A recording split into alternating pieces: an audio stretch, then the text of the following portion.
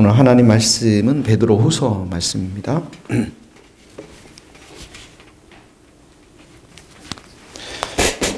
베드로후서 3장 10절에서 14절 말씀 우리 다 같이 한 목소리로 읽겠습니다. 3장 10절입니다. 그러나 주의 날이 도둑같이 오리니 그날에는 하늘이 큰 소리로 베드로후서 3장 10절 하늘이 큰 소리로 떠나가고 물질이 뜨거운 불에 풀어지고 땅과 그 중에 있는 모든 일이 드러나리로다. 이 모든 것이 이렇게 풀어지리라. 너희가 어떠한 사람이 되어야 마땅하냐. 거룩한 행실과 경건함으로 하나님의 날이 임하기를 바라고 간절히 사모하라. 그날에 하늘이 불에 타서 풀어지고 물질이 뜨거운 불에 녹아지려니와 우리는 그의 약속대로 의가 있는 곳인 새하늘과 새 땅을 바라보도다. 그러므로 사랑하는 자들아 너희가 이것을 바라보나니 주 앞에서 점도 없고 흠도 없이 평강 가운데 나타나기를 힘쓰라. 아멘.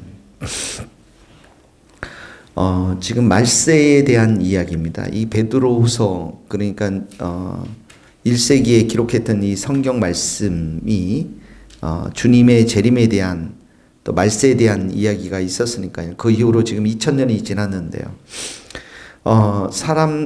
베드로후서 3장 3절에 보면 어제 3장 3절에 보면 이렇게 나와 있어요.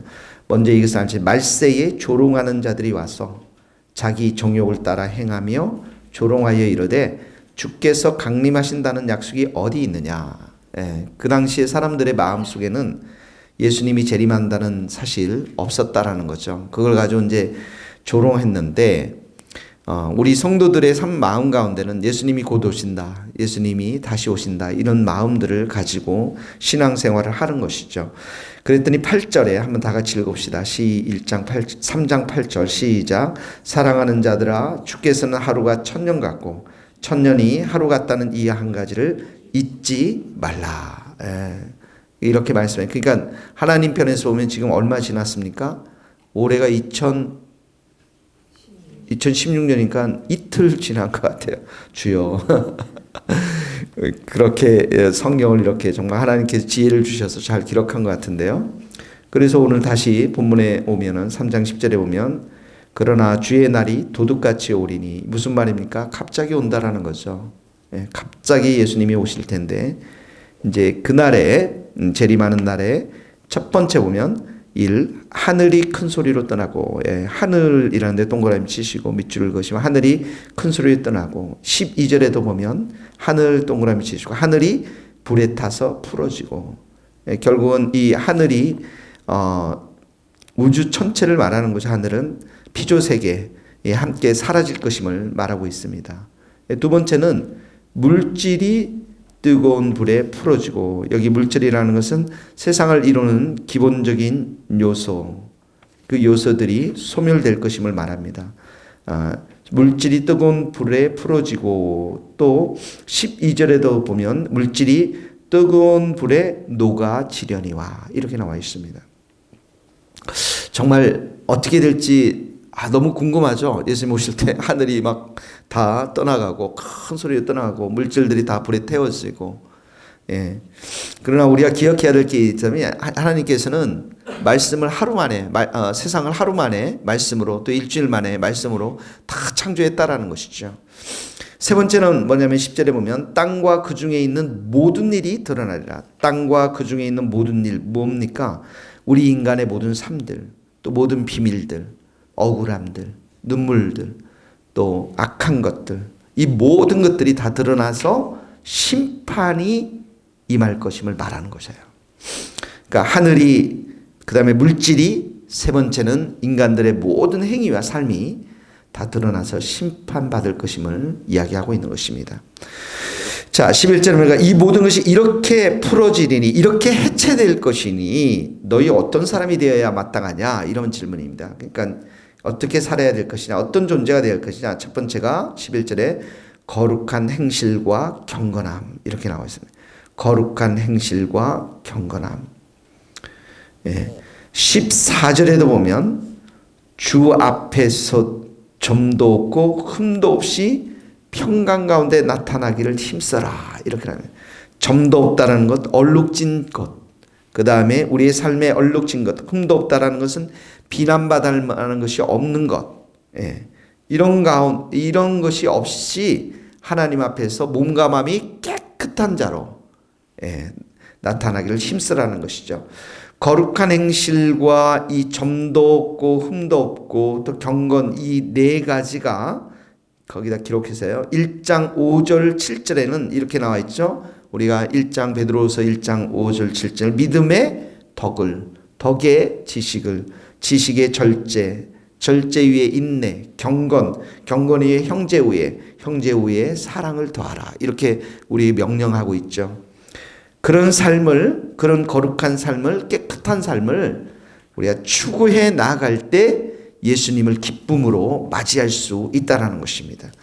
오늘 여러분 이 말씀을 적용할 수 있기를 바랍니다. 거룩한 행실입니다. 또 점도 없고 흠도 없는 삶들, 도덕적으로 윤리적으로 깨끗한 삶을 말하는 것이죠.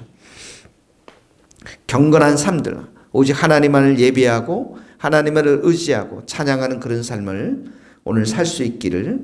그래서 여기 거룩한 삶이라는 것은 세상과 완전히 분리된, 악과 완전히 분리된, 세상에 물들지 않는 그런 삶을 말하는 것입니다.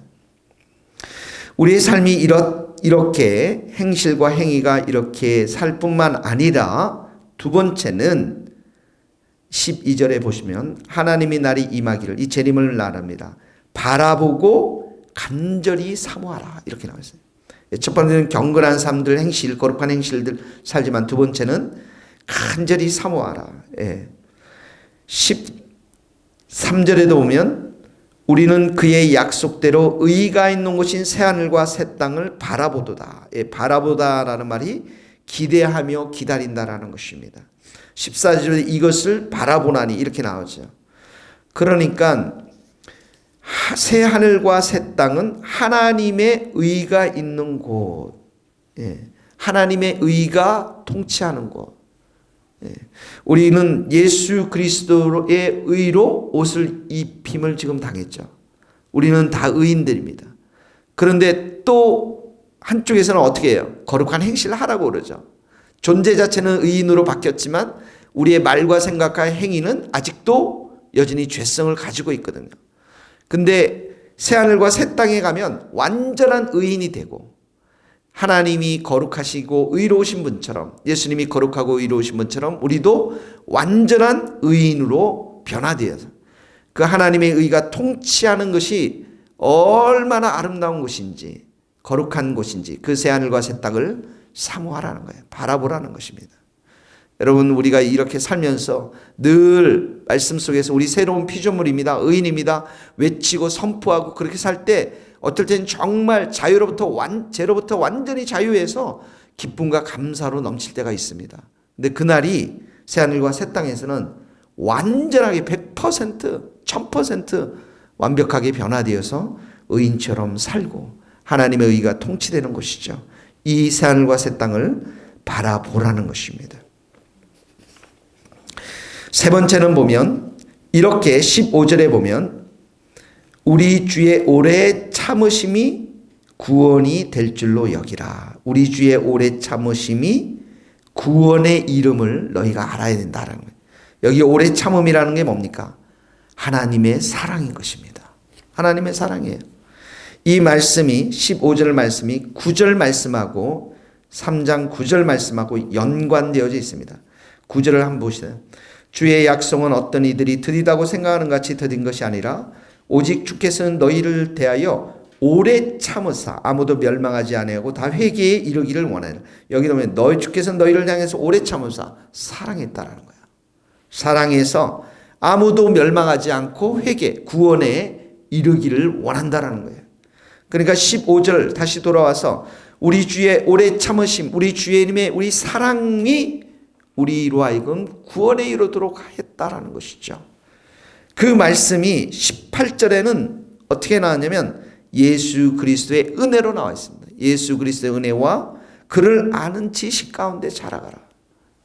이렇게 우리가 새하늘 새 땅을 덧입고 새하늘 새 땅을 들어가고 그리고 거룩한 행실 속에서 몸과 마음을 깨끗이 해서 구원에 이룰 수 있도록 도우신 분은 하나님의 은혜요, 하나님의 사랑이라는 거예요. 하나님의 오래 참으심이라는 거예요. 오늘도 여러분 기억하십시오. 하나님 여러분을 사랑하십니다. 하나님이 여러분을 은혜로 채우시기를 원하십니다. 이 사랑과 은혜로 인해서 오늘도 우리는 거룩한 행실, 거룩한 삶을 살아가게 되는 힘과 원동력이 된다는 거예요. 그 사랑을 여러분 받기를 원합니다.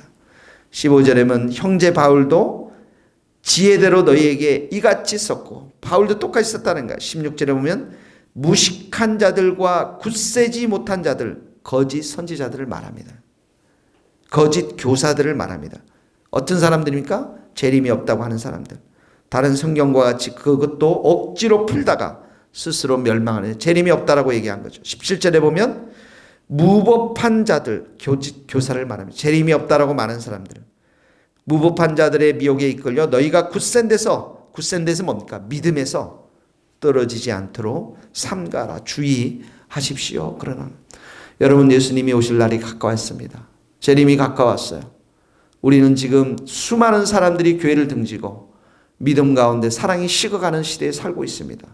우리 주님의 세교회는 주님의 재림을 준비하기 위해서 24시간 360일 말씀 찬양 기도의 집으로 세우기 위해서 부르심을 받아서 이 자리에 선 교회입니다. 오늘도 여러분들 깨어 있고요.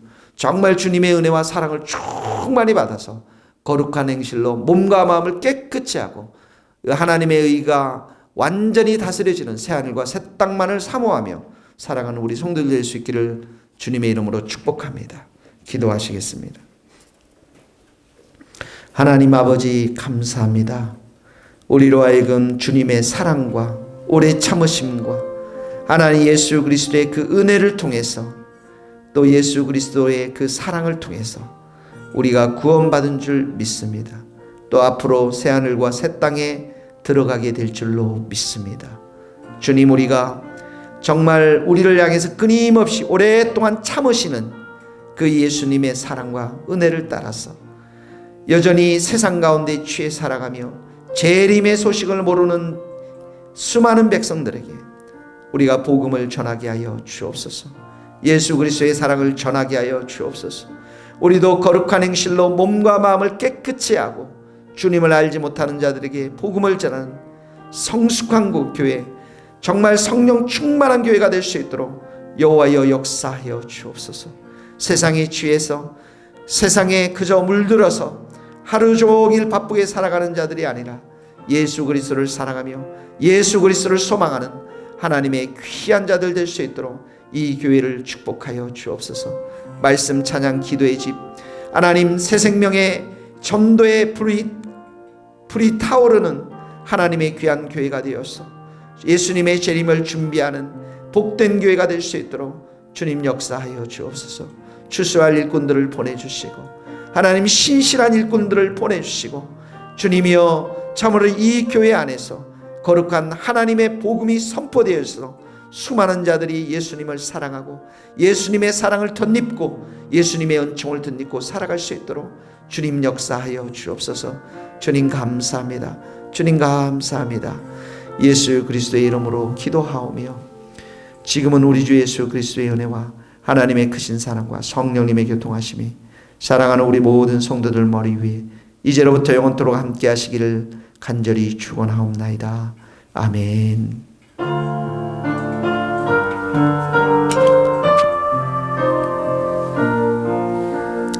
감사합니다. 오늘 하루도 승리할 수 있기를 바랍니다.